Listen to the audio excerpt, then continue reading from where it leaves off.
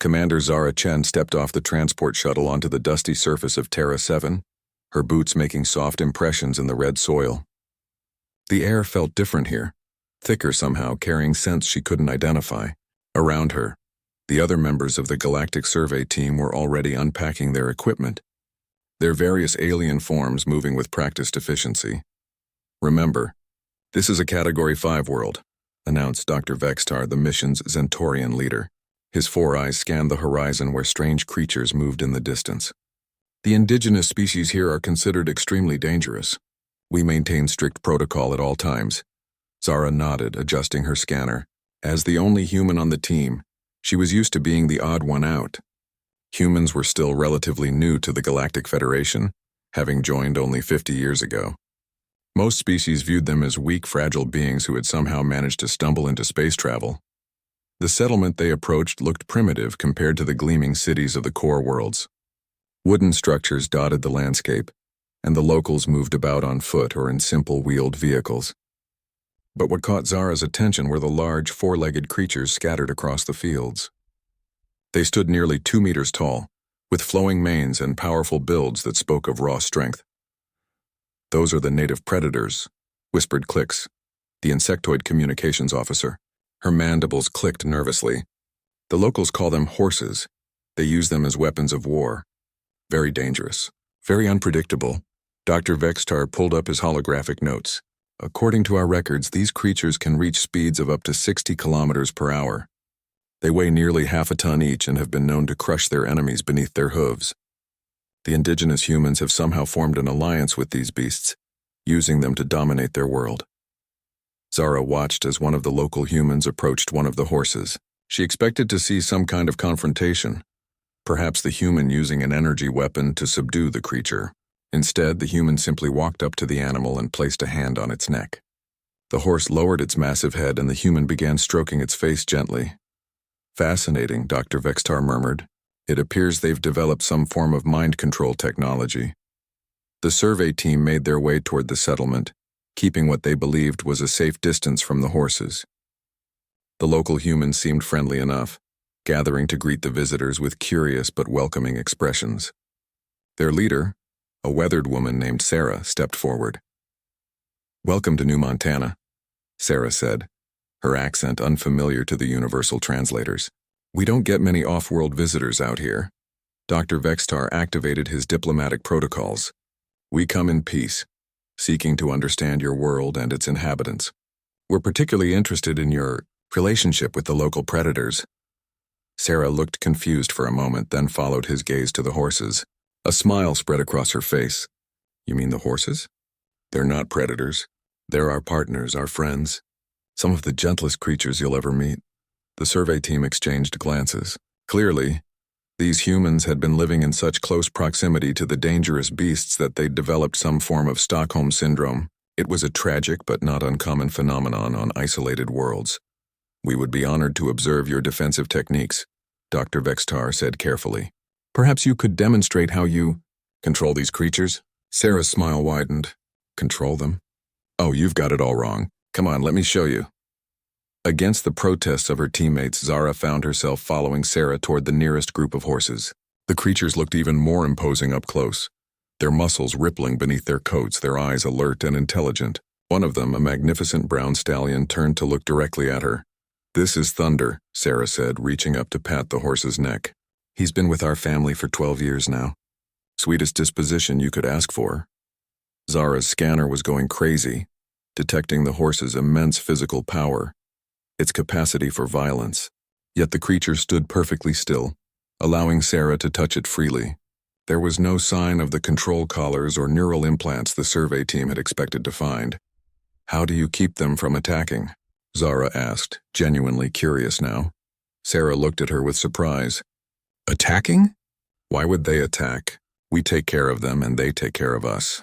It's a partnership that goes back thousands of years," Dr. Vextar's translator crackled. "Surely you must have some form of technology to ensure their compliance." "Technology?" Sarah laughed. "The only technology we use is trust, patience, and understanding. Here, would you like to meet Thunder properly?" Before anyone could protest, Sarah was leading Zara closer to the massive animal. Thunder's head came down and Zara found herself looking directly into one large dark eye. There was intelligence there, but also something else. Something that looked almost like kindness. Go ahead, Sarah encouraged. Give him a pat. He won't hurt you. Zara's hand trembled as she reached out. Her teammates were calling out warnings, but she barely heard them. Her palm made contact with Thunder's neck, feeling the warmth of his coat, the solid reality of his presence. The horse didn't move, didn't react with violence. Instead, he seemed to lean slightly into her touch. See? Sarah said softly. He likes you. For the first time since arriving on Terra 7, Zara felt something she couldn't quite name. It wasn't fear or scientific curiosity. It was something warmer, more personal. As she stood there with her hand on Thunder's neck, watching the way the sunlight caught in his mane, she began to suspect that everything the Galactic Federation knew about this world was wrong. Sarah, she said quietly, would it be possible for me to spend more time with Thunder? To learn more about your relationship with these animals? Sarah's eyes lit up. Of course. In fact, if you're really interested, I could teach you to ride. Nothing quite like seeing the world from horseback. Dr. Vextar's voice came through her comm unit, sharp with alarm. Commander Chen, I strongly advise against any direct contact with the predators. The risk is too great. But Zara was already making her decision, one that would change not just her own life, but the course of human-alien relations throughout the galaxy. She looked at Thunder, then at Sarah, and finally back at her concerned teammates. I think, she said slowly, that we have a lot to learn here. The next morning, Zara found herself standing in what Sarah called a paddock, watching as the older woman prepared Thunder for what she termed a riding lesson. The rest of the survey team had chosen to remain at their temporary base camp, convinced that Zara was walking into mortal danger. First thing you need to understand, Sarah explained, running her hands along Thunder's back, is that riding isn't about dominance. It's about communication, partnership. Thunder could throw me off anytime he wanted, but he chooses to carry me because we trust each other. Zara observed the strange ritual as Sarah placed what looked like a padded seat on Thunder's back, followed by various straps and buckles. The horse stood perfectly still throughout the process, occasionally turning his head to watch Sarah work, but showing no signs of the aggressive behavior the Federation's xenobiologists had predicted. That's called a saddle, Sarah continued, noticing Zara's intense scrutiny. It makes the ride more comfortable for both of us. And this, she held up a leather strap with metal pieces, is a bridle. It helps me communicate direction to Thunder, but he could ignore it completely if he wanted to. The concept was revolutionary to Zara. In her experience with alien species, relationships were typically based on either technological superiority or natural hierarchy. The idea that two completely different species could form a voluntary partnership based purely on mutual benefit and affection was almost incomprehensible. How did this relationship begin? Zara asked, her scanner recording everything. Between humans and horses, I mean. Sarah swung herself up onto Thunder's back with practiced ease, settling into the saddle as if she belonged there. Goes back thousands of years on old Earth. Humans were nomads, always moving, always traveling. Horses were wild animals who could run faster and farther than we ever could. Somehow our ancestors figured out that we could help each other. Thunder began to move forward at Sarah's gentle urging, his gait smooth and controlled. Zara walked alongside them, marveling at the seamless coordination between rider and mount. There was no visible technology involved, no control systems or neural interfaces, just two living beings working together. The horses gave us speed and strength, Sarah continued, guiding Thunder in a wide circle around the paddock. We gave them protection, food, and care. It was a fair trade, and it worked so well that we brought horses with us when we colonized other worlds. The implications hit Zara like a physical blow. Humans hadn't conquered these powerful creatures through superior technology or genetic manipulation. They had simply befriended them. It spoke to a completely different approach to interspecies relations than anything in the Galactic Federation. Would you like to try? Sarah asked, bringing Thunder to a stop beside Zara. Every protocol Zara had ever learned screamed against the idea. The creature beneath Sarah was powerful enough to kill her with a single kick, fast enough to outrun any rescue attempt. But looking into Thunder's calm eyes, she found herself nodding. Sarah dismounted and began adjusting the stirrups. We'll start simple. Just sitting on him, getting used to the feel. Thunder's been carrying beginners for years. With Sarah's help, Zara managed to climb awkwardly into the saddle. The moment she settled onto Thunder's back, the world changed. Suddenly, she was almost 3 meters off the ground, feeling the subtle shift and sway of a living creature beneath her. Thunder's warmth seeped through the saddle, and she could feel the steady rhythm of his breathing. "How does it feel?" Sarah asked, keeping one hand on Thunder's neck. "Strange," Zara admitted, "but not frightening." "I can feel his heartbeat," Sarah smiled. "That's the magic of it. You're not just riding an animal, you're connecting with another living being, feeling what he feels, moving as one." At Sarah's signal, Thunder began to walk slowly around the paddock. Zara gripped the saddle horn tightly at first, but gradually began to relax as she realized Thunder had no intention of unseating her. The motion was hypnotic, a gentle rocking that seemed to sync with her own heartbeat. "This is how humans traveled for millennia," Sarah explained, walking beside them, across continents, through deserts, over mountains. "Always together, always as partners." Zara's comm unit crackled to life. Dr. Vexitar's voice was tight with concern. "Commander Chen, your biometrics are showing elevated stress levels. Do you require immediate extraction?" "No," Zara replied, surprised by how calm she sounded. "Actually, I'm perfectly fine." Better than fine, it was true. Despite being on the back of what the Federation classified as a dangerous predator, Zara felt more relaxed than she had in months. There was something profoundly peaceful about the rhythmic motion, the quiet strength of the animal beneath her, the vast open sky above. "Thunder's going to trot now," Sarah announced. "It's a faster gait, but still very controlled." The change was immediate.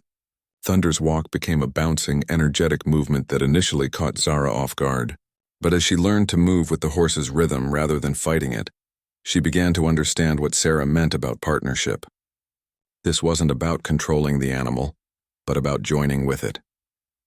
As they completed another circuit of the paddock, Zara caught sight of her teammates in the distance. They were huddled around their monitoring equipment, no doubt analyzing every second of her interaction with Thunder. To them, she was conducting a dangerous experiment with an unpredictable alien life form. But from Thunder's back, she could see the truth they were missing. "Sarah," she said suddenly, "what would you say if I told you that most species in the galaxy think humans are weak, that we're considered one of the most fragile, least impressive races in known space?" Sarah looked up at her with surprise, then burst into laughter. "Weak? They think we're weak because we partner with horses instead of trying to dominate them?" "Something like that." Sarah's expression grew thoughtful. "You know, there's an old saying on Earth, it takes more strength to be gentle than to be cruel. Maybe that's something your alien friends haven't figured out yet." As if responding to their conversation, Thunder came to a smooth stop and turned his head to look back at Zara. She found herself looking into those intelligent eyes again, seeing not a beast to be controlled but a thinking, feeling individual who had chosen to accept her presence. "I think," Zara said slowly, "that I'm beginning to understand something very important." Thunder nickered softly as if agreeing with her. For the first time since joining the Galactic Federation, Zara felt proud to be human. Not because of their technology or their military might, but because of their capacity for forming these impossible bonds with other species. "Would you be willing to teach me more?" she asked Sarah. "Not just about riding, but about this whole relationship." Sarah's grin was answer enough. "Honey, we've got all the time in the world, and I think Thunder's already decided he likes you." As if to confirm this, Thunder turned his head and gently nuzzled Zara's leg. The gesture was so unexpected, so tender that it brought tears to her eyes. In that moment, she knew her life had just taken a turn that would affect far more than just her own future. 3 weeks into her stay on Terra 7, Zara had developed a routine that would have horrified her superiors back at Federation Command. Each morning, she would spend 2 hours with Thunder and the other horses, learning not just to ride, but to understand their complex social dynamics and individual personalities.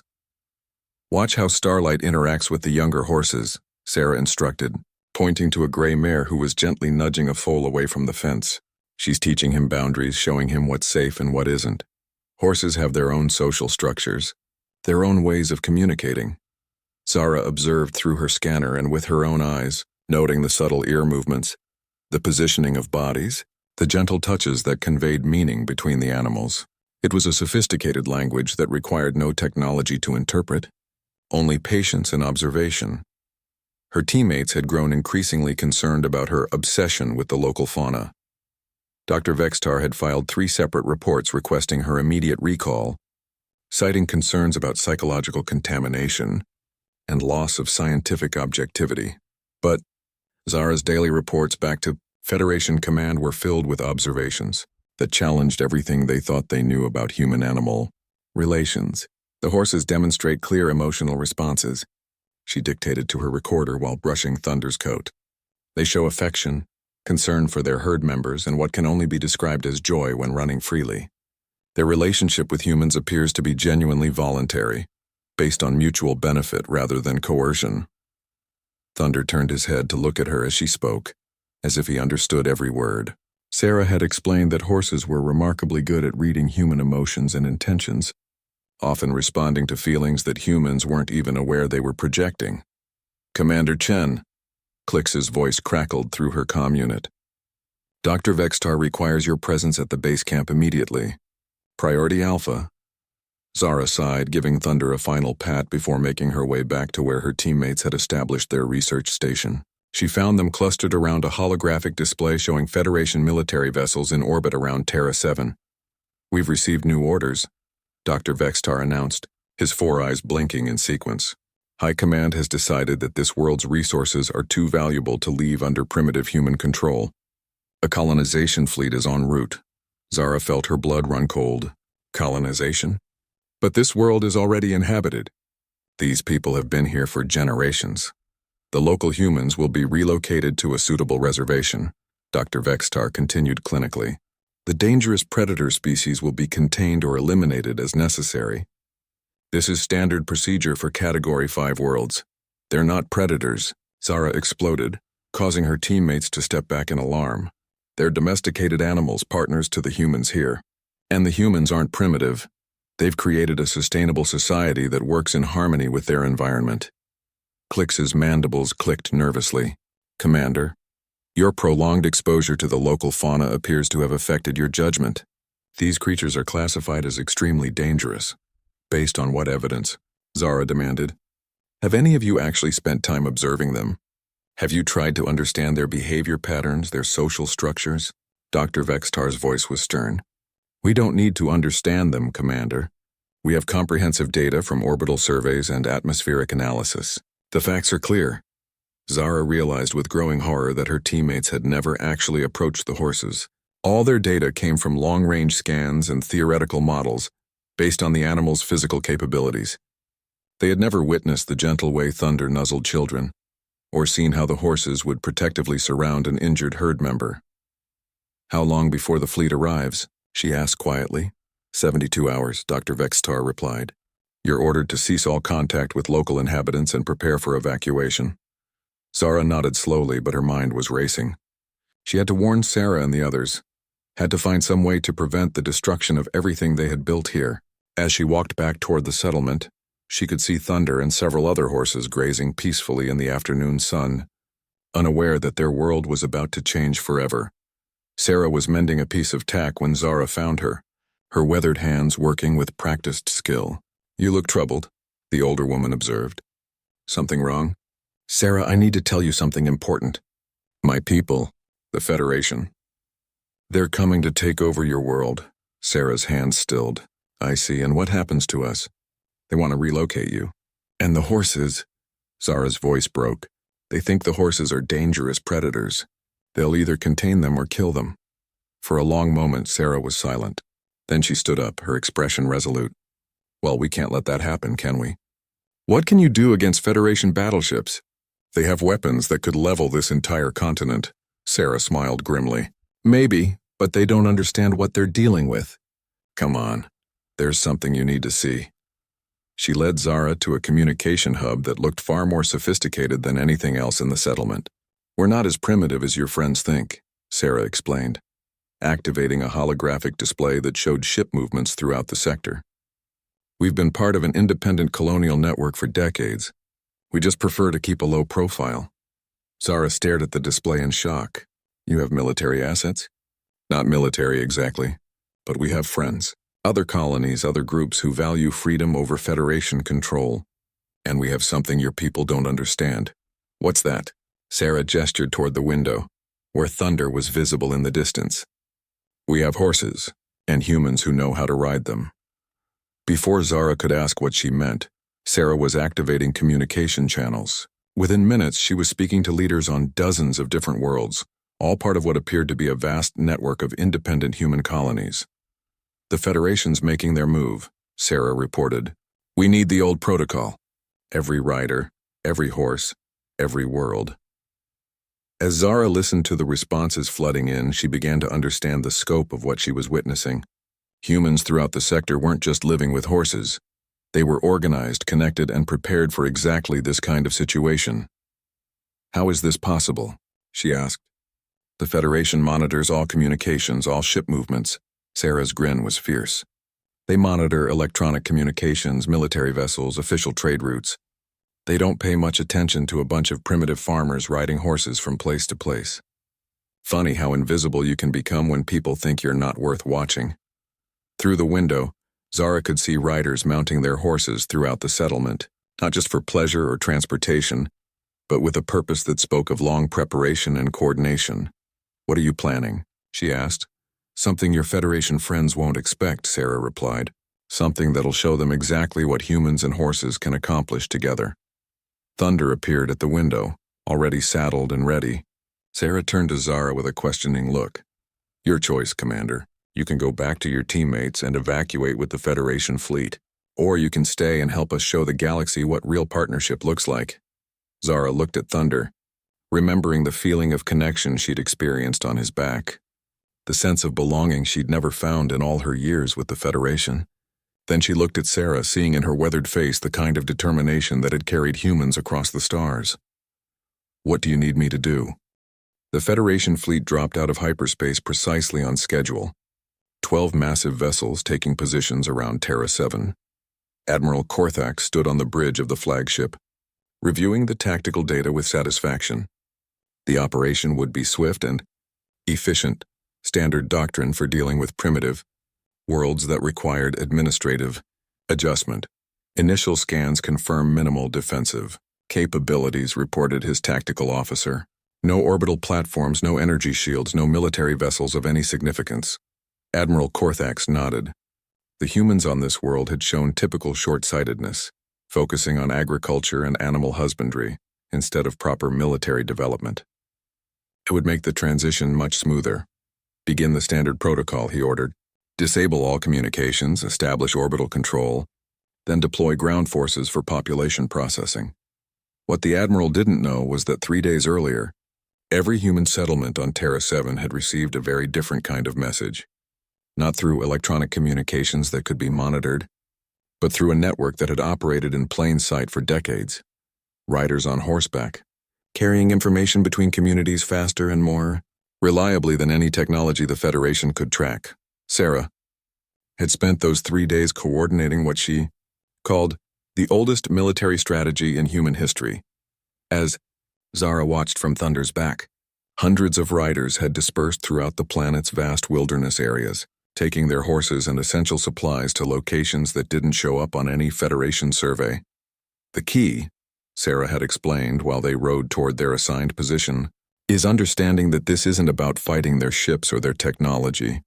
It's about showing them something they've never encountered before. Now, as the Federation ground forces began their descent, that strategy was about to be tested. Zara's comm unit had been modified by the settlement's surprisingly sophisticated technical team, allowing her to monitor Federation communications while remaining undetected. Ground Team Alpha, you are cleared for landing at grid reference 247, came Admiral Korthax's voice. Establish a perimeter around the primary settlement and begin population assessment. Zara watched through her scope as the Federation shuttles touched down in the main settlement, which appeared completely deserted. The troops deployed in perfect formation, their energy weapons ready, their scanners sweeping for any sign of resistance. Where are all the inhabitants? She heard one of the ground commanders report. Scans show recent occupation but no current life signs. Probably hiding in the surrounding structures, came the reply. Standard primitive behavior. Begin systematic search procedures. What the Federation forces found instead was something that defied all their training and expectations. As they moved through the settlement, they discovered detailed information packets left in every building, technical specifications, historical records, and economic data that painted a very different picture of Terra 7 than their orbital surveys had suggested. "Admiral," the ground commander's voice was confused. "These humans appear to have significant technological capabilities. We're finding evidence of quantum communication arrays, advanced metallurgy, and what looks like, sir, I think they have faster-than-light communication networks we can't detect." Admiral Korthax frowned. "Impossible. Our scans would have detected any advanced technology." Meanwhile, Sarah and Zara sat on their horses on a ridge overlooking the settlement. Around them, dozens of other riders waited silently, their mounts perfectly still despite the presence of alien ships overhead. "Phase 1 complete," Sarah murmured into her modified comm unit. "The Federation now knows we're not as primitive as they thought. Time for Phase 2. She gave a subtle signal, and riders throughout the planet began to move, not toward the Federation forces, but away from them, spreading out across Terra 7's vast wilderness in patterns that looked completely random to orbital observers. "Admiral, we're detecting movement across the planet," reported the tactical officer. "Hundreds of individual targets moving at approximately 60 kilometers per hour across difficult terrain. Are they vehicles? Escape pods? No, sir. According to our scans, they appear to be the indigenous predator species, but they're moving in coordinated patterns that suggest intelligence." Admiral Korthax felt the first stirring of unease. "Deploy aerial reconnaissance. I want to know what we're dealing with." The Federation scout ship swept low over Terra 7's landscape, their sensors recording everything. What they saw challenged every assumption they'd made about the planet and its inhabitants. Humans riding on the backs of massive quadrupeds, moving with impossible coordination across terrain that would stop any ground vehicle. "Sir," the reconnaissance commander reported, "the humans appear to be riding the predators. They're using them as transportation, but at speeds and with maneuverability that exceeds most of our ground vehicles." "Riding them?" Admiral Korthax's voice was sharp. "You mean they've domesticated the creatures?" "It appears so, sir. But more than that, they seem to be working together. The animals are responding to subtle cues, navigating terrain that would be impossible for our forces to traverse." Zara, listening to the confusion in the Federation communications, felt a surge of pride. Thunder moved beneath her with the confidence of an animal who knew exactly where he was going, responding to her slightest shift in weight or pressure from her legs. Around her, the other riders moved with equal precision, their horses navigating rocky outcroppings and dense forests that would have stopped any mechanical vehicle. "They're learning," Sarah observed with satisfaction, "but they still don't understand what they're really seeing." "What do you mean?" Zara asked. "They think this is about transportation, about using horses like biological vehicles. They don't realize that what they're witnessing is a partnership that makes both species stronger than either could be alone." As if to demonstrate her point, Sarah guided her horse down a steep slope that looked impossible to navigate. The mare picked her way carefully between loose rocks and hidden crevices, her hooves finding purchase where even a human on foot would have struggled. But more than that, Zara could see the constant communication between rider and mount, Sarah reading the horse's body language, the horse responding to Sarah's subtle guidance, both working together to solve the challenge of the terrain. "Admiral," came another report from the ground forces. "The humans have left something for us. A message. Play it." A holographic display activated in the settlement's central square, showing Sarah sitting calmly on her horse. "Welcome to Terra 7, Admiral Korthax. By now you've realized that your initial assessment of our capabilities was somewhat incomplete. We're not the primitive farmers you expected, and our horses aren't the dangerous predators your files describe. We're something your Federation has never encountered before. Two species working together as equals." The image shifted to show riders moving across the planet's landscape, demonstrating feats of coordination and mobility that left the Federation forces stunned. "What you're seeing is the result of thousands of years of partnership between humans and horses. We've learned to think together, move together, survive together, and we've brought that partnership with us to every world we've settled." Admiral Korthax watched the display with growing comprehension and concern. "You came here expecting to find a divided, primitive world that you could easily control. Instead, you found something that threatens everything your Federation believes about the relationship between species. You found proof that cooperation is stronger than domination, that partnership is more powerful than control. The message continued, but Admiral Korthax was already thinking ahead. If this was true, if humans had really developed this kind of symbiotic relationship with another species, the implications went far beyond one small colonial world. "Sir," his communications officer interrupted, "we're receiving similar transmissions from 17 other systems. All human-settled worlds, all showing the same partnership patterns." Admiral Korthax stared at the tactical display, watching as his orderly invasion plan crumbled in the face of something he'd never imagined possible. "Get me High Command," he ordered grimly. "This is bigger than Terra 7. High Command's emergency session convened within hours of Admiral Korthax's report. Representatives from 12 different species gathered in the Federation's Central Council chamber, their various forms of alarm and confusion filling the vast space with a cacophony of alien voices. "Order! Order!" Chancellor Vortham slammed his ceremonial staff against the speaking platform. As a member of the ancient hierarchist species, he had spent centuries perfecting the art of controlling other races through technological and military superiority. The idea that some species might voluntarily cooperate was not just foreign to him, it was actively threatening. Admiral Korthax, explain to this council how a simple colonization mission has become a sector-wide crisis. Admiral Korthax activated the holographic display, showing the reconnaissance footage from Terra 7. Council members leaned forward in fascination and horror as they watched humans and horses moving together across impossible terrain. The humans have developed what appears to be a genuine symbiotic relationship with these quadrupedal creatures, the Admiral reported. Our xenobiologists are calling it unprecedented. Two completely different species working together as equals with no technological interface required. Councillor Zethrin, whose crystalline form sparkled with agitation, spoke up. "Impossible. Interspecies cooperation requires either technological integration or clear hierarchical dominance. These horses show no signs of neural implants or genetic modification." "That's correct, Counselor. The relationship appears to be based entirely on what the humans call trust and mutual benefit." The council chamber erupted in discussions. The implications were staggering. If humans had really achieved this kind of interspecies partnership, it challenged the fundamental principles upon which the Federation was built. Meanwhile, on Terra 7, Zara sat around a campfire with Sarah and a dozen other riders, their horses grazing peacefully nearby. The Federation forces remained in their defensive positions around the main settlement, apparently unsure how to proceed. "They're scared," Sarah observed, monitoring the intercepted communications. "Not of our weapons or our technology, but of what we represent." "What do we represent?" asked Tom, a young rider whose mare had been born on Terra 7. Sarah stirred the fire with a stick, thinking. "We represent the possibility that the Federation's whole approach to governing different species is wrong. They control through fear, through technological superiority, through keeping everyone dependent on their systems.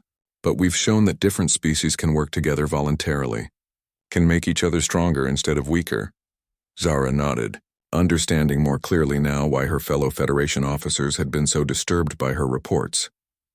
"In Federation space, humans are considered weak because we're not particularly strong or fast or long-lived compared to other species. But with horses, we're not trying to be stronger or faster," Sarah finished. "We're becoming something new, something that's greater than the sum of its parts." Thunder lifted his head from grazing and walked over to where Zara sat, gently nuzzling her shoulder. The gesture was automatic now, natural, but she remembered how alien it had seemed just weeks ago. Now she couldn't imagine feeling complete without that connection. "Sarah," she said suddenly, "what if we're thinking about this all wrong? What if instead of just defending Terra 7, we use this as an opportunity to change the Federation itself?" "What do you mean?" Zara stood up, her mind racing.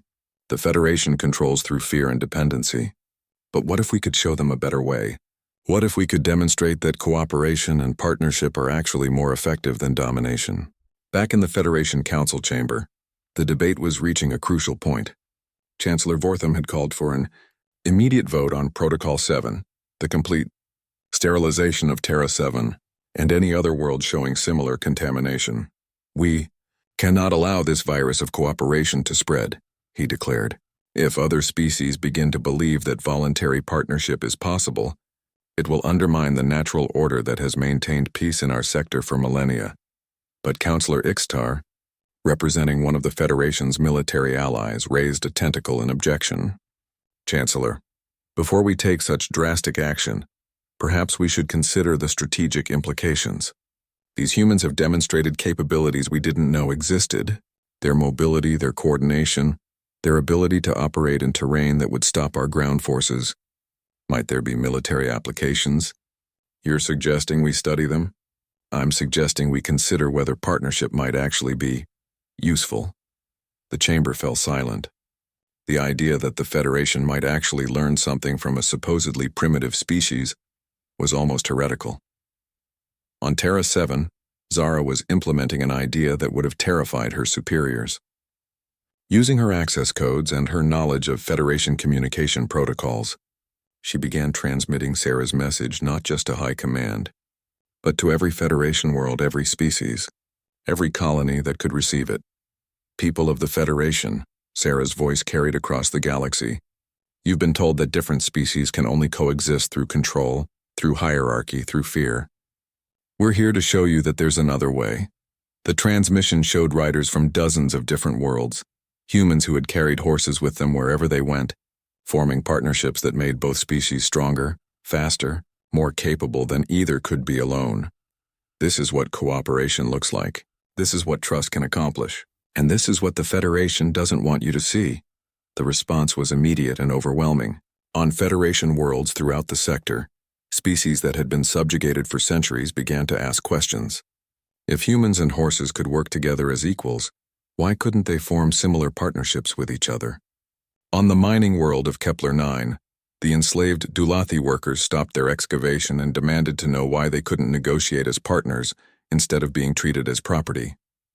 On the agricultural planet of New Ceres, 3 different species that had been forcibly segregated began meeting in secret, sharing knowledge and resources. In the Federation Council chamber, emergency reports flooded in from across the sector. Civil unrest on 12 worlds and counting, reported the communications officer. Species are demanding renegotiation of their Federation contracts. Some are declaring independence. Chancellor Vortham's voice was arctic with fury. See what this human virus has done? This is exactly why we must act decisively. But Admiral Korthax was studying the tactical displays with growing interest. Chancellor, permission to speak frankly? Granted. What if they're right? What if partnership is actually more effective than control? Look at what these humans have accomplished. They've turned a supposedly primitive world into a coordination hub that we can't even map properly. They've demonstrated mobility and communication capabilities that exceed our best military units. And they've done it all without weapons, without violence, without the massive resource expenditure that our control systems require. The Admiral paused, then continued. Maybe the question isn't how to stop them. Maybe it's how to learn from them. As the debate raged in the council chamber, Zara sat on Thunder's back, watching the sunset over Terra 7. Tomorrow would bring new challenges, new decisions that would affect the entire galaxy. But tonight she was exactly where she belonged, connected to another living being in a way that made them both more than they could ever be alone. Ready for whatever comes next? Sarah asked, riding up beside her. Zara patted Thunder's neck, feeling his steady heartbeat beneath her palm. With him, I'm ready for anything. The crisis came to a head when the Zephyrian delegation arrived at Terra 7. The Zephyrians were one of the Federation's founding species, known for their rigid adherence to protocol and their belief in natural superiority. Their ship was a masterpiece of technological intimidation, sleek, silent, and bristling with weapons that could reduce continents to ash. Ambassador Cathara stepped off the transport with the confidence of someone who had never encountered a problem that couldn't be solved through superior firepower. Her retinue of guards and advisors spread out behind her, their movements precise and mechanical. I am here to personally oversee the resolution of this anomaly, she announced to Admiral Korthax. High Command has decided that this experiment in interspecies cooperation has gone far enough. But what Ambassador Cathara found when she arrived at the settlement surprised her.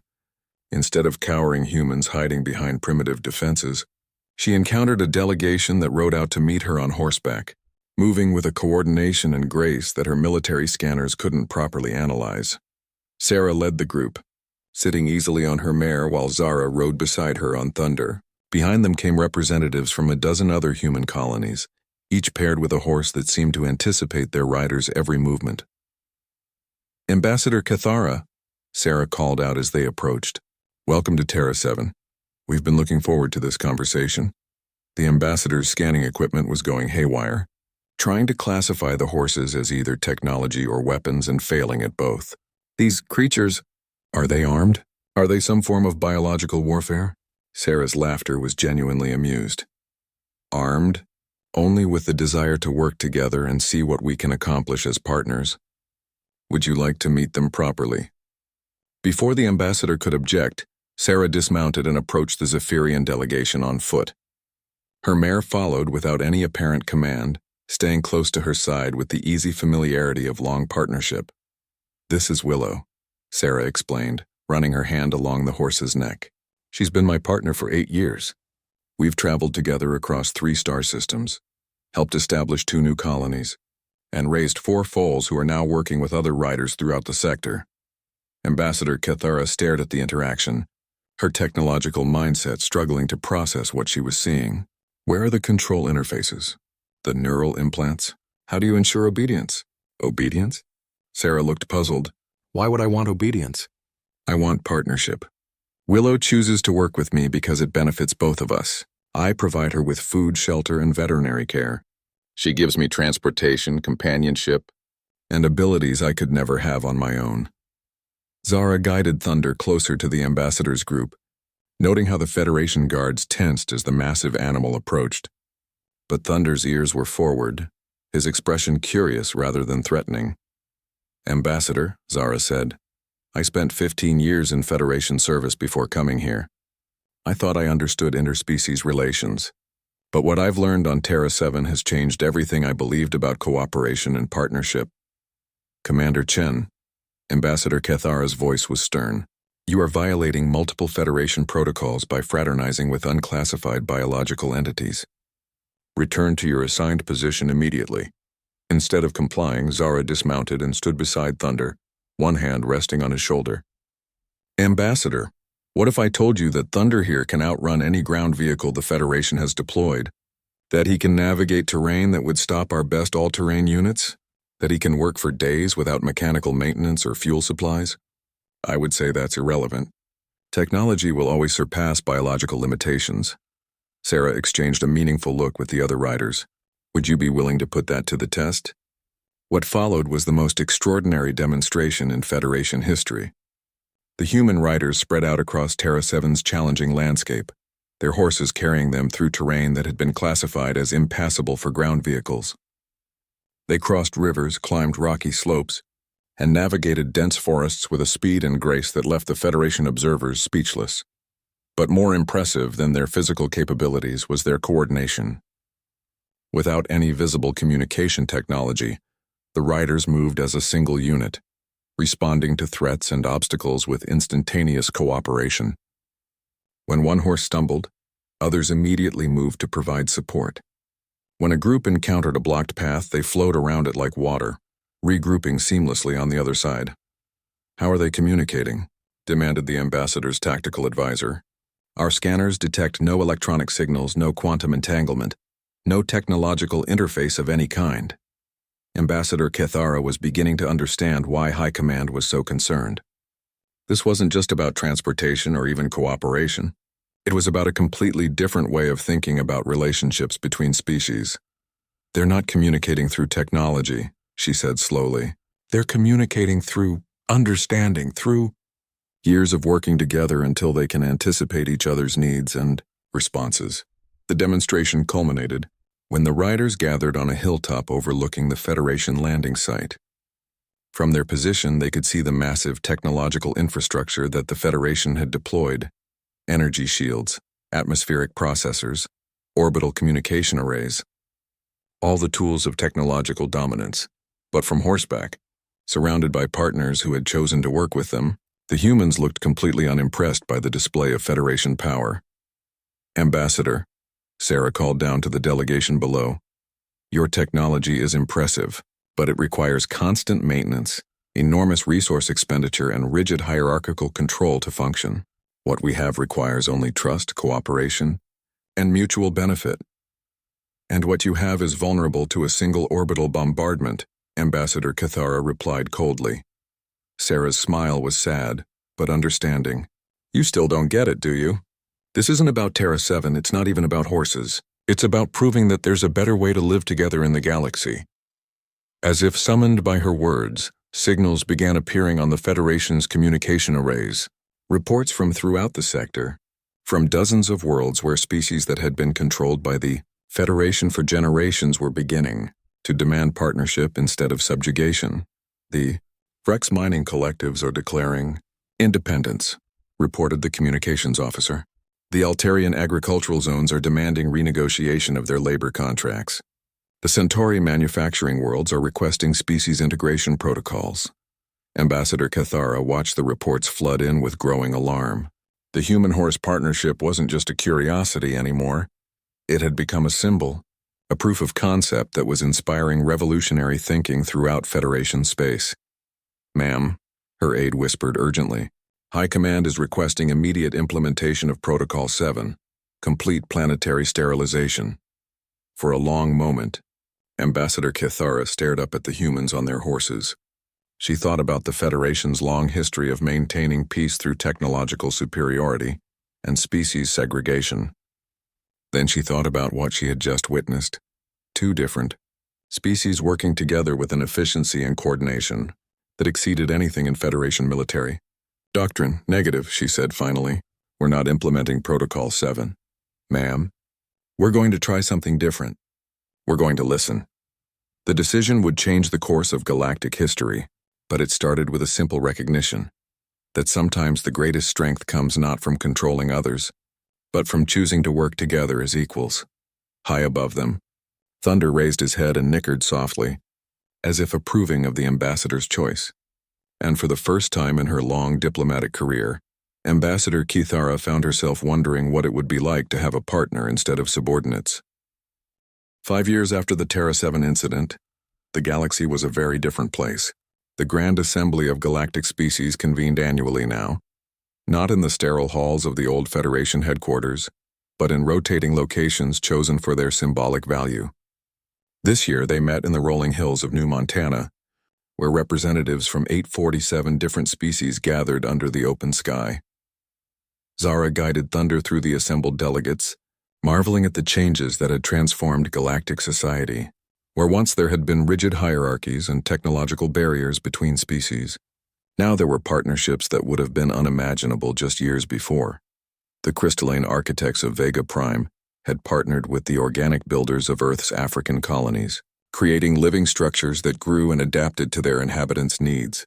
The deep-sea Aquarians had formed working relationships with the aerial Windwalkers, combining their different perspectives to solve environmental challenges that neither could address alone. Most remarkably, other species had begun developing their own versions of the human-horse partnership. The Centaurians had formed bonds with the great lizards of their homeworld, while the forest dwellers of Kepler-6 had learned to work alongside their planet's intelligent tree creatures. The integration process has exceeded all projections, reported Dr. Vextar, who had become one of the galaxy's leading experts on interspecies cooperation. Worlds that implement partnership protocols show 340% higher productivity rates and 85% fewer conflicts than traditional hierarchical systems. But not everyone in the galaxy was pleased with the changes.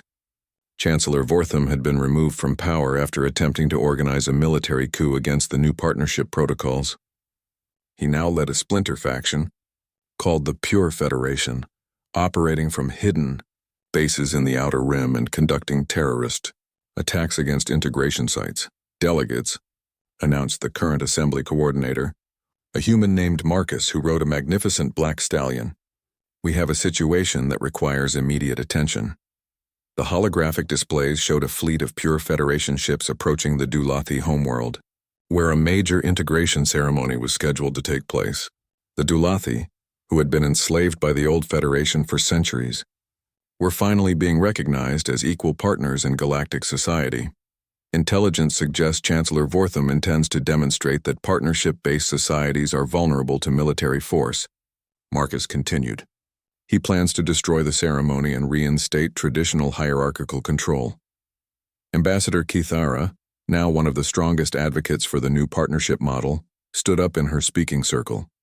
Our defense forces can be there in 18 hours. That should be sufficient to repel any attack. 18 hours may be too late, observed Captain Tixel, whose species had recently formed remarkable bonds with the empathic creatures of their moon colonies. The Pure Federation moves quickly and strikes without warning. Zara felt Thunder's tension beneath her as she considered the problem. Around the assembly, other riders were having similar conversations with their horses, and she could see the subtle communications passing between them. After 5 years of partnership, the bond between humans and horses had evolved into something that still amazed xenobiologists throughout the galaxy. Sarah, now serving as the assembly's integration coordinator, guided her mare to the center of the speaking area. There might be another way, she said, something that plays to our strengths instead of trying to match their technology. What do you propose? Asked Marcus. Sarah's smile was the same one Zara remembered from that first day on Terra 7. We show them what real partnership can accomplish. What followed was the most ambitious coordination effort in galactic history. Using the human-horse network that now connected hundreds of worlds, Sarah began organizing something that would have been impossible under the old Federation system. Within hours, riders throughout the galaxy were mounting up and heading for predetermined positions. Not just humans and horses, but members of dozens of species paired with their own partners. The Centaurian lizard riders streaked across desert worlds while Aquarian dolphin pilots raced through ocean currents toward spaceports. What are they doing? Chancellor Vortham demanded from his flagship, as his sensors detected the massive movement of biological entities across multiple star systems. Are they evacuating? Fleeing in panic? His tactical officer studied the readings with confusion. No, sir, they appear to be converging. All movement vectors indicate they're heading toward specific coordinates, but the pattern doesn't match any military deployment we've ever seen. What the Pure Federation couldn't understand was that they were witnessing the largest rescue operation in galactic history. Species that had learned to work together as partners were responding to a threat against one of their own, with spontaneous, coordinated action. On the Dulathi homeworld, the integration ceremony was proceeding as planned when the Pure Federation fleet arrived in orbit. Chancellor Vortham's ships began their bombardment, expecting to find a defenseless population cowering before his technological superiority. Instead, they found something unprecedented. As the orbital bombardment began, millions of partnership teams across the galaxy activated a plan that had never been centrally organized, but had emerged naturally from their interconnected relationships. Every human-horse team, every Centaurian-lizard partnership, every Aquarian-dolphin bond began working in perfect synchronization. They redirected communication networks, rerouted supply ships, activated emergency evacuation protocols, and coordinated defensive systems across dozens of worlds simultaneously. The Pure Federation found themselves facing not a single planet's defenses, but a galaxy-wide immune response. Their communication systems were jammed by billions of partnership teams working together. Their supply lines were disrupted by coordinated actions across hundreds of star systems. Their escape routes were blocked by species they hadn't even known existed. This is impossible. Chancellor Vortham raged as his fleet found itself surrounded by ships from across the galaxy, all crewed by partnership teams that moved with impossible coordination. How are they organizing this? We've cut all their communication networks. Sir, his communications officer reported with growing panic. They're not using our networks. They're not using any networks we can detect. It's like they're thinking together. From Thunder's back, Zara watched the Pure Federation fleet surrender with a sense of profound satisfaction. Around her, riders from dozens of worlds sat on their various partners, all part of something larger than any individual species or technology. You know what this means? Sarah asked, guiding her mare over to where Zara sat. That partnership really is stronger than control? Sarah shook her head, her expression thoughtful. No, something bigger than that. We've just proven that when different species choose to work together as equals, they become something new. something that can respond to threats in ways that no hierarchical system ever could. She gestured toward the assembled partnership teams around them. Look at this. Hundreds of different species, all working together not because they have to, but because they choose to. That's not just cooperation, that's evolution. Thunder turned his head to nuzzle Zara's leg, and she felt the familiar warmth of connection that had changed her life 5 years ago. But now she understood that the connection went far beyond just her and Thunder. It extended across the galaxy, linking countless partnerships in a web of cooperation that made all of them stronger. As the sun set over New Montana, painting the sky in shades of gold and crimson, Zara realized that her first ride on a horse hadn't just changed her life, it had changed the entire galaxy. The old Federation's dream of peace through control had been replaced by something far more powerful, peace through partnership. And in the distance, she could hear the sound of hoofbeats and other partnership calls echoing across the hills, carrying the promise of everything they could accomplish together.